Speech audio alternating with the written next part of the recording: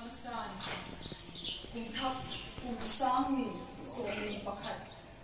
Hiet logam, bukhak nai lo. Kung somi te ay musak tu. Ilal pa, patien, bangking tu, sunay tu, tupakin tu hela. Jun to somi hung hom song siete, kung thap, sibay kang bukan ay. Tu zikar hung kadin sa kelam ahia zani ka ko makhan insung kalule pa hawlam chu hungle khape dek lo amel ka inua ka mukha ngai lo chu alo uma makkasa chun thil bol ding poi mo nei chu ka chu changal dia bol ma chun ama hun tak chu ei chan saka Patien le buat na angain ama etian na ama etian na le zaum kasak zekin nie lowin kapom ai dile ko so mi de kapom gen ma mai kum sieta kum sang ni so mi kha ibak ngai tuwa ibak ngai tuwa chun kum thak imu nai lo tu nia pa imu ibak hi lo ko ai chun lung muan na le him na chu ta ta lo ni chu a chian ma ma hi ko ve li a pa ngai ta lo an ne o pat an ye ni le mak i sang ma ma hong ki ta hi kum sang ni som nia tu kum sia ta kumal li he tam pen te chu ba ma hem i ti chu an ne o pat an yen chan ni ki he ti cha ko ma COVID kite lockdown quarantine online Zoom protocol kite hiet tam be play lo wa ki den tam pen a hong he chun ziana a thumal hoi ma ma ye khat chu positive kite ala umma ma ni bu khana positive kiti thumal bang a positive lo hi ma hi kum sa mi so ni kan positive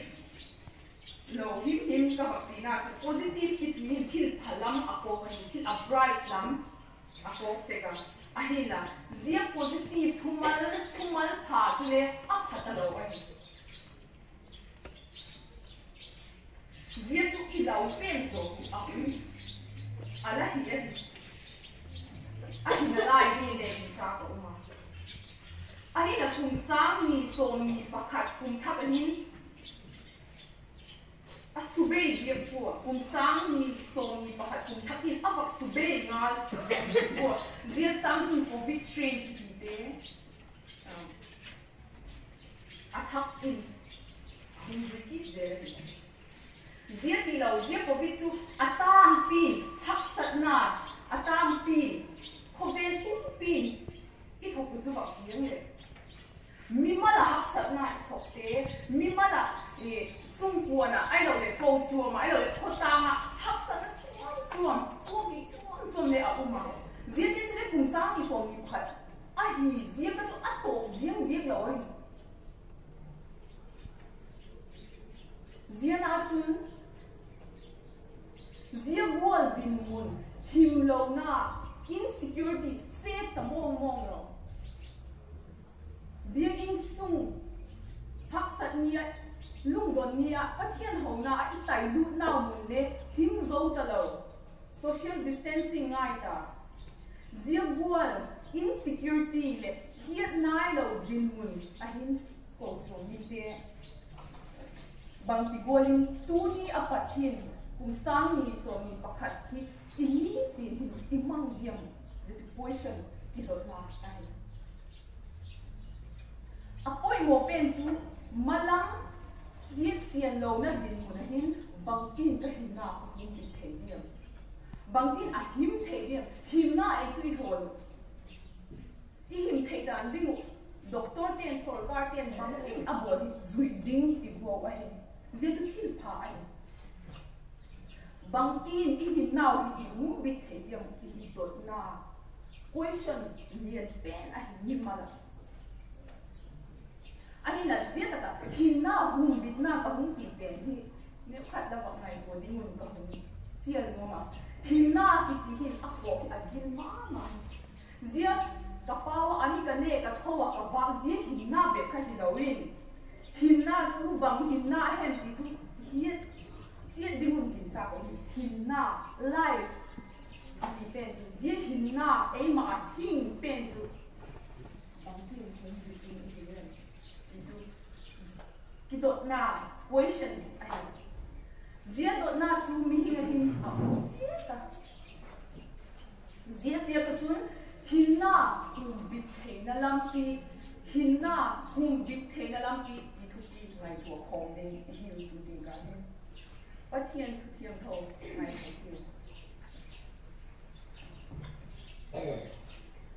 zan chin pha lukazia bung kwa Lucas bung kwa chang som ni pathum le chang som ni panina chan chin pha Lucas bung kwa chang som ni pathum le chang som ni panina simple ama chun ale ko kianin kwan le e zui anok chun ama le ama ki hemilin ni sin across ki pathum e zui hen kuale a hinna hu hin nuam chun chanin tin kuale ke ma zia ka a hinna chan chun ziam ni nge chun a hinna chun hum bit ina atien tien tho yu min sin do chulal pa le mo adin a thak takin en ma som pe ta hen atien man pun tiu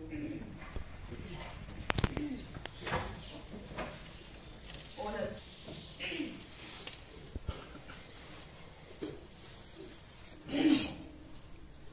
ama chun a le ngua kiangin kuan le e zui anok chun ama le ama ki hemilin ni sin ama cross ki putin e zui hen ati chang den ni sin ama cross ki putin e zui hen zia cha le pi ngai ni mu hinna hum bi theina lampi ki di pen chu tu zingkal hin pathianin ei ho a ko chu mi te Gilgal ko chu mi te hianga a puan no ti a puan no a hi ti a ki chen ma hi a zia chu pu chairman to ka thu pi we ka ki he to boa bang ma a hi la dana ila sakte khanne tu ni tu jing kala lalpan a mi te la ka a ke no chu a hum ki pong ta hi dana la isapu numbers and ina khoveli ka malzin na gam ahi kalal panun ka zui na gam ahi ni sinin ka cross ki puting tin ka hukdam pa kyam nam zuanin chi ta ka hukdam pan e zuin ati lagen theina khok salovin ati ka phatsuam na ka le ten siang tin ka hukdam pa kyam nam zuanin chi ta ka ti ati pa ki isawo he sang tel hi chan chin pha bumasa pathu hi achung chiat hi dan in sim kha a zek dan ban ne phathatin adang lam hi chan chin phasiak te hi mathai ne marka hin lal jesu thukin a zek to dan akiban mathai to marka hin luka chung thubel sa ne luka wang chung bang hema bel sa iti chung luka ziak chung ni sin a umai ziam pen ta hi lupa ziam tam lam na chu a hi mathai zia ka chun mathai zia tha a chun i vak e chun jesun zia thu again nai again hi kon le e zui no chun ama le ma ki hemilin ni sin ama cross din e zui hen ko le a hin na hu hin nuam chun chanin tin kon le ke ma zia ka a hin na chan chun ziam ni nge chu a hin na chu hum bit ina ti hi ko ke na again hem itile anu zu te ke again ma thai chun a zia he chun marka chun zia thu hi jesun again khan anu zui te be pilowa mi pi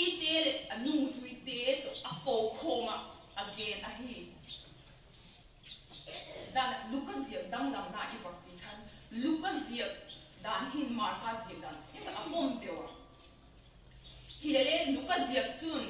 diệt chun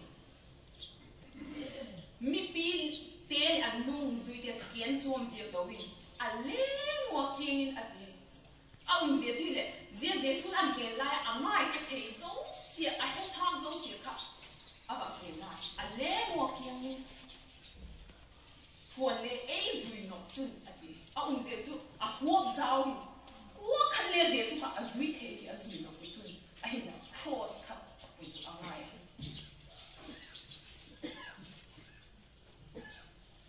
diệt thu point một là diệt xuống again live về là thiên tùng cái mà nó again là mình hết diệt là đi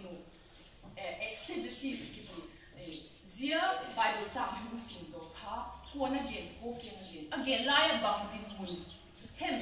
thì hết diệt anh ai diệt thu vào em kia diệt xuống mi pi sang ha diệt thu hết diệt của Sunday school đấy nào bằng làm tên mi pi sang ha avak số khăn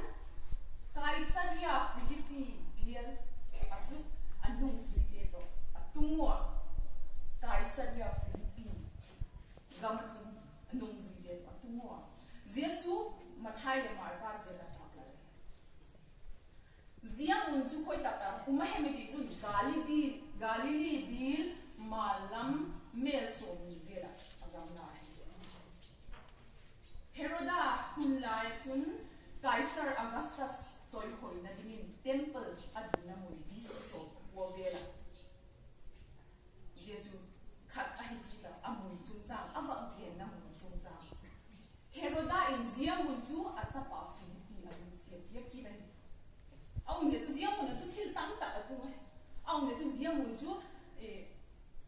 anok ai thil politics le thil chom le atama hitina ai jesu jesu ani na mun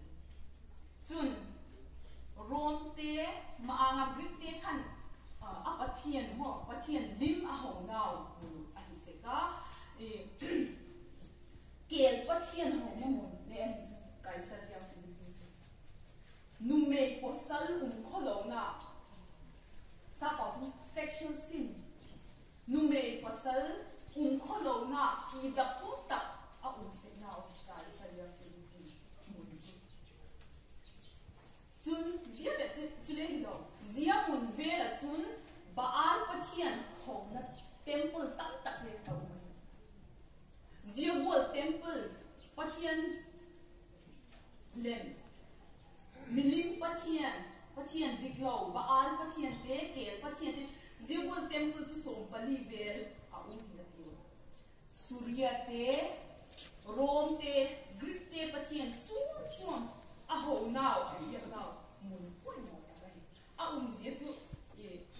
a thiam tho yo an no a hi zia mun chu ale zia mun chu bang se ka kyung gen la a hi tu sin ka zia mun a lai chu jesu anung zu te ken bang gen sa pen ming cha pa hi ni ten ko a hi 80 wen tin a do jesu zia mun nge chu ali adon hudan ka ken kapin baptist tu johan ahi atiwa ken kapin eliza ahi atiwa ken kapin zone jeremia ahi atiwa tin adam dang le again wa hin pitem chunwa krista pathian hin cha pa chu ba hi ati ziamun poi mo na mi ten pathian diklo a ho naw mun pe takachun pathian hin cha pa hi na ta chu puan doi pang dai rabbi kiti te ziltil tu rabbi te juda te le sakhomi kiti tak te ziamun dana igel Kaisaria Philippi pen chu chiana ta ka le angai lo aniam talo atyo tulai pawin a class lo hilele jesu wangin anung zuite apuya ziamun achun ziamun min chiana ta ka le angai lo naw mun achun jesu wang anung zuite apuya ziamun nge chun pathian hing cha pa hi na dikta ta la na chu ahong hita mun amang a hi jesu ale zia chu hung ge ki zia na san ko chu bang zia ke hem zia context amun adin mun te ngai to chun mun ki da kum ei chu kai sa ya mun ki da kum music kum le kinep na lo living hope ta lo hinna ta lo achun Jesus akin bo tu tian le zia bol mun achun Jesus akin bo se ahe mun be pale hilawin mihing ale kinep na nei ta lo musikum ki da kum hita te kianin ki puangin anung zuya asiam se ahe itang telo a context adin mun ni te su chu anung zui te to kum thum wa ki zui tawa anung zui ten le adina dik tak ahe taw en le Jesus Christa to iki zui naw akum zat athazat bangza em zin kum thuma he chen taw em chu kum thum sa tam ding in kin cha ka wi se se zia chun Jesus Christa hina i he chen taw em zia chun a he chen zia kan bang bolem Jesus a thok ding le a thi ding le a thok ki ding thu ti le anung zui ke ken again he zia mun ne chun amun te na khoi ta hen zia thu lo pi tak tak te thoki na thu ding chan again amun chu dan again Kaisaria Philippi mun ki da suan lo mun chu ahe zia zo chun tu chang te la azui nuam chun azui ding thu again te hi zia dan chang sim do te kha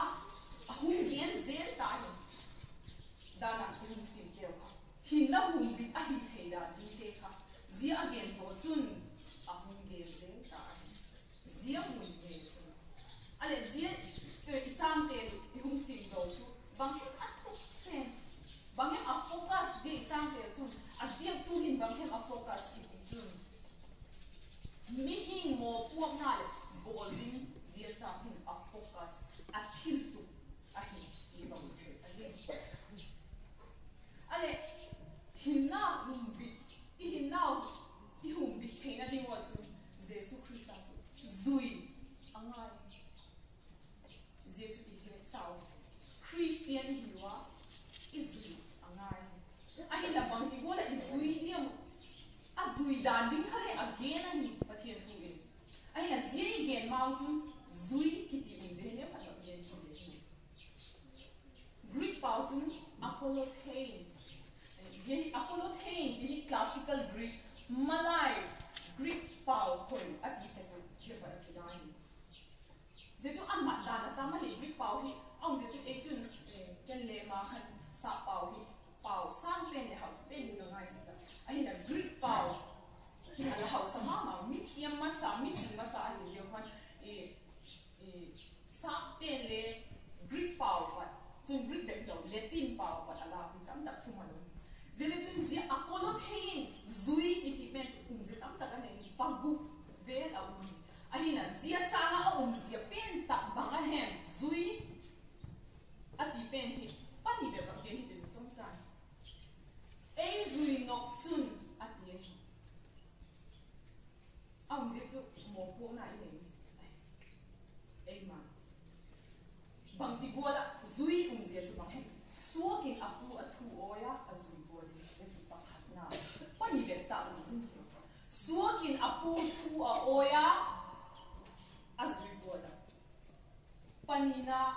sepain a ho tu thu oya azui bola ti se chang hi zia zui kiti apau bulam apolo thein ni zia pe ta chu ale suakin apu thu oya azui chu bang bola azui suak chun amari rights mo ane ta lo hi rights mo ane ta lo hi tu nu be ane suak le ta lo because human rights against human rights a hi ta zi suak ti le a ta lo hi a hi la zi lai chun suak a se ka zi ama ke na zui ki ti chun suak in apu a zui gola a ti pen ta hi suak chu ane tu apu chun aneya apu kha ama chunga power ne zia chu again na hi zebol ma chun Krista a hi ke ya ka hi ta poi nang le nang ala hi ta poi an nei tu chu Krista hi ta zia Krista man pia ka chok sa hi ta bu suok te kan he man ta pia wa chok se koi zebol chu eule cross kan man pia ka chok sa hi ta wa right in nei ta lo hi power nei tu chu Jesu ang ta hi ipu pa I master e control pa Jesu ta Jesu zui kum se pa khat na chang na hi apani na sipai ho tu te sipai te na ho tu te wa zui ko ro ale zelai taka ta la ding khat chu sipai ho tu in a sipai te chu su ni tuma a ding den ding nung chon lo ding a ding ding a ti le a ding ding ai in chi khat le anung chon lo ding je chu sipai ho tu power le sipai te in da ale zia di gol chun a hung ge na zia cha a hung je chu Jesu Krista sipai ho tu pa ilal pau chun nung chon lo ding si chon lo ding a ti le le I chon lo ding wen zia chu zui ki ti ale zia te ni chu I hinwa nai lo chun I pu pa Jesu hi ama dei control lo wa sipai ho tu wa hi aman thu ai piak lo I toi thu ai piak ka I toi a hi be pa zia chu I hinwa nai lo chu Jesu I zui nai lo a hi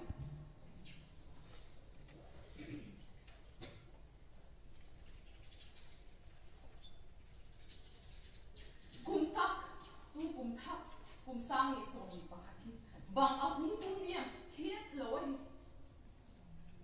bang ma hiat lo hi suspense film and a movie and a suspense a king bang a diam hi het lo bol bang ma zia sama real life story atak gam het nai lo chu ki zon ding wa hi ale zia hiat lo gam I pal ding wa hi I hin now I hum bit angai tai hinna hum bit na chu I hol che tu hi ale zia chu bang ti bolin I hum bit the dia mu I hinna hi I chun pakhat na ema ki hemila ema haksat khok salawa Jesu Krista zu zia chu I hinna chu I hum bit the ding e chu ale hinna chu bang hem ti chu agile en I mu mai hinna ko lo hinna zia chu ema wi ki gen chian zia ki zia hum bit the ding dan chu ema ki hemila ema haksat khok salwa Jesu Krista zui hi a her pakhat na chu I chang tel again bolin Jesu zui ding dan ma sa pen chu ama ki hemil a ti chu da le chang sim khan ama ki hemil sa pau chu let them deny themselves is self-denial. Deny themselves. It's about self-denial. Mama. Zesun zia tu again hin. Ema ki hemila. Bang din munuai bang situation. Lehile ama adinga gin uma. Ama khatsan loa. Ema him na ding. Ema long na ding let sana. Hok na chu ai ema ki hian na Jesu izui now kong hin ema samin Jesu ikoi poimo so ding I doidan sangun Jesu doidan ikoi masat ding ema ki hian min ati hin adam dang le mu ko zela mihin kilai chi na te sung kwa te le iloi te sanga Jesu akinat a Jesu ngai poi mo zo ding ina he ema mihin lui ko hem ka chanau te ina ngai ke ka boina ka hasana ka chanau te ka chuti ka khati zia ka hilawin ema mihin lui thina ko ka hem ko ka la hi sekem ko hem ka chanau te ngai chun ema le ema ki hemin ti hi arnio mai aki chena dum kam ken se hi je te rio a hi ema lam hi na thak siam din akul na ko au ni chu ema ki hemin kha ki hemin leng a top ziang hi dawa arnio mai rio thil thak khung ki siam na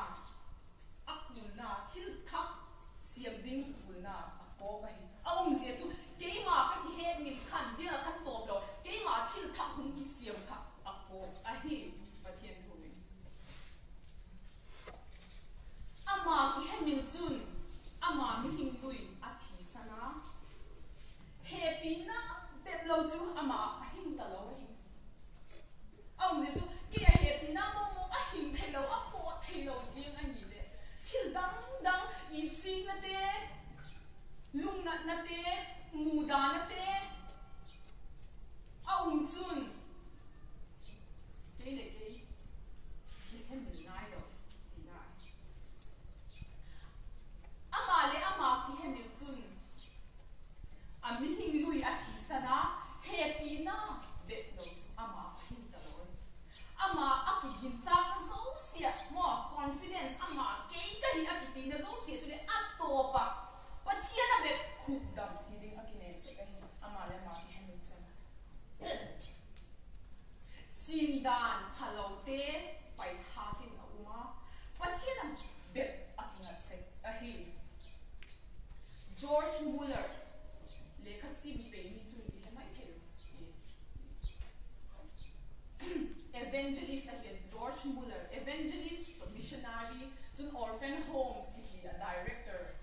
le ahia zia pa chung je bo hin again ka thini khan athi ti ba ko ngan ama ka thi lo thi kha thi ka thini khan keima doidan keima ngai dan doitel ka thil tu khovel thil zo sia chung ka thi ahi khovel pomdan apat ka thi ahi zia pa chun pathian pomzong be pa umdan ka thiam tai George Muller chun ema ki hian mil chun thangau thiam tho atipa ka Jesu thamwa na chu a hung tung se Zegol laum na le he chia lo na gam va pal ding a hin Jesu thamwa na chu ema ki hian mil chun a hung tung se a hi chun apani na ni si ama cross pu azui hi I now I hum bi thei dan ni tu lai khavel chun tile hi ken khat state ken khat le e Christian atamo e asama wang chu ti kam ko ahila I zia dima hasau NC hil gam hi ging tu chu ba hem za chu mo sinot khat le I nei mo I veteran sinot to ma sinot pa ni mo ale zia ta ka ging tu le member zo sia te chun cross chu I tu chi le ti e mau ki dong chi le ni sin ama cross pu azui hi na I hum bi the ni dang aung zia chu Jesu zu ya ki ngai hi la cross kha le pha mo cross pu ding kha le pha mo chu aung zia chu Jesu kha zui thau hi le cross thap lo a to pa chu a hin na san thau de along dan a hin la zia Jesu Christa zuina cross pu tu chun wang a hin na hum bi the de a hi cross chun ba hin ma ko ti ba en ki le cross chun mol phona za chak na nat na khota musit na dem na le thi na a et sak na le malai chun cross hi bang ama the ti le ka ba ge le malai chun cross a khet de na hu pat dan malai chun hoi ni kia mi ten ki bo na amang ma sa den hoi ni kia mi ten ki bo na amang ma sa den chun Persia te chun Greek te khan bang ka pat amang pa Alexander the Great depend to history le sim se ko Alexander the Great apat Greek te le mang pan ta zia apat chun zia Greek te hung mat zo apat chun Rome te iti te Bible le het chen ma Rome te le cross ki god nan cross su khet de nan mang tao he ale zia cross mual thona za chak na musik na dem na thina et sak chu bang ti wal I pu ding wa he cross pu a jesu izu chun eima thina mo eima mi hing thina izuan thina he cross to thina na sato kho et sak na min cross pu chun thina azwan hilele zia thina hi kumtung thina hilawa I hin naw ki kum bit theina ding thina a hi zor eima hiat min eima thina chu iko akinga jesu christa a humi thita e a ding cross pudding a umta a hila zia cross pudding a chu eima toi tena ine hi cross pu chu eima haksat khok sak lo a hi cross pu chu bang hem ale ka cross pu ki ai lo le cross pu ki ti ho lim na te le la khata mai the ai la a he chien lo le I mai the ale cross pu chu bang hem ma ti le ging tu in cross pu chu bang hem cross pu chu eima haksat khok sak lo hin eima ki hiat mi hin zia chu hi jesu zui chun eima doidan sukthi angaya eima doidan sukthi angaya jesu doidan sukhin angaya hi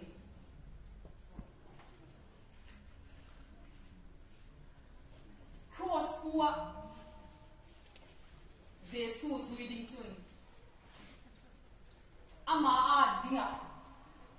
gin zia ka bangkim thuak nga jesu christa a dinga gin zia ka bangkim thuak nga zia chu cross pu chu pathian thu oi zia ka eima hin a dinga asepe le thuak nga aung je tu dana ila sakun again ka phachum na ka len ten siang tin ati len chun sanga tampi amana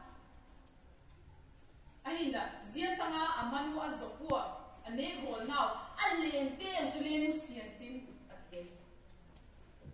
zia pathian thu oi zia ka eima hin a dinga asepe le thuak ngam dinga ki piak na ahin cross pu hin chu zia chu ei wa ding in cross pu jesu izui din dan pe nu chu ahin dai ale zia chu cross pu hin dan ding hom hi ta le jesu izui na zia cross I pu zia cross I pu lo ahin I hin now hu bi zo lo ding I chan ding wa hin ti pathian thu dei de na la apa thuna et akop na lam phang dai zia cross pu te chu nung tol le kileki a ngai lo zia jesu christa zui na konga cross pu te chu anung tolo akileki ngai lo sau chu mi na cross pu chu ataka literally ataka putu cross te khale at sao jesu christa in cross pu khale pathian cha pa khale at sao hi cross pu khan sau chu mi na jesu christa izui na cross pu chu ahila nung tol kileki mihing nuya kileki theina lai chu cross pu nai lo aung je chu jesu ka zui tai te anung tol ki tai alo le akile ki tai iti te ri aung je chu cross kha apu khanai lo him wai cross pu te chu akile ki ta lo hi cross pu te chu anung tol ta lo bang zia hem je chu ka en le hinu a practical takin le cross pu da zia cross pu chu la apoi mo ngala ipulo zia cross ipulo a hi chun I hin now hum bit lawin I chan ding rom vai hom tu ten cross migilo khen den dinga a vai hom zo ni mo chun ga gen ta le hin a khet den na ding la mu chu a zo chi ko hi cross ka cross to pun migilo de chun cross to pun a khet den na lam ding chu a zo no rom vai hom tu te a vai hom khum zo nu mo chun cross pu te chu chao zi ma leo le lung siat zia ka kile sakki da taloi cross pute kha chao leo le a chao bul bolo ka apu tum te di wai chun pakhat ki chu cross pute chu a na ngai le a den no malam azwan zel se zia ataka rom vai hom tu ten cross aput sak pen kha akhet de na di mun azot azwanwa sao leo le hat lo leo le ma son se a na ngai kha a cross tu to a den lo akhet de na di a thi na ding la mu zwanin a chi se to zia chun a ko le i hiat theu tam ta Jesus Christa nung sulina hin cross iput now hin chauni umina ahila den lawa nung tol lawa kile ki lawa thina hinna ine theina dingwa thina izo angai hin zia cross pu nun le hin zia cross pu hin so apai lam ko shortcut kitile lampi bai lam le lampi shortcut le au no ahe zetsu ipathian thun kitchen takin again ahe tu bahung ge te hi keima ngai dan keima experience again ahe lo keima ngai dan halloween pathian thun again dan to aziak tu ten bang tik din mun azek hem bang hem a meaning bang hem athil tu pen again no pen zetsu tu zin kan ihung gen zo ahe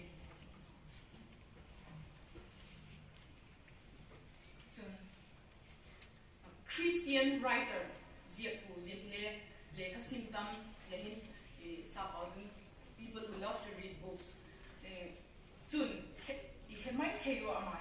80% I mean to 80% ama he Presbyterian pastor President pastor America gama 80% chun bang hem again chun cross puno hi bang again chun ama Presbyterian pastor again dam so mani masil na hinu sia a ema ki hemil chu lo thu san new cha a bo le hi te chu ma chu lo thu san new cha a bo le hi mithi ta luang se la bo la mai ati 80% chu ni sin na ta le hak sat ta ema mi hin thina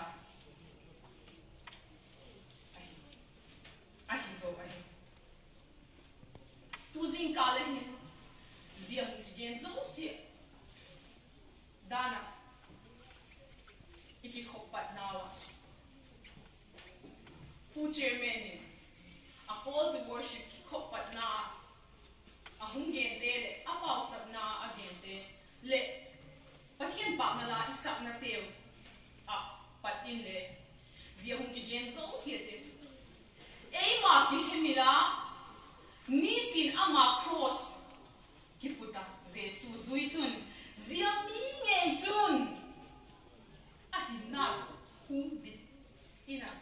ati pathian thu ati zia mi nge chun a hin na chu hum bit ina hin na hum bit na lampi ho layun bangtin ka hum bit the dia din mun ki chian lo na khove la hin hun hung chia zel ding hiet khak lo gam tung pal zel ding wa hi zia hin na chu hum bit a hi thei na ding a chun dan igen te I hung sak te zia zo sia te chu ei ma ki hemila ni sin ama cross ki puta jesu I zui chun zia mi nge chun a hin na hum bit ina zia mi nge chun a hin na chu bit ina kum sani som ni pakhat kum thap bang hung tung ziang le zia bual mi te jesu zui dan dika zui cross fu a anei tu krista git taka zui te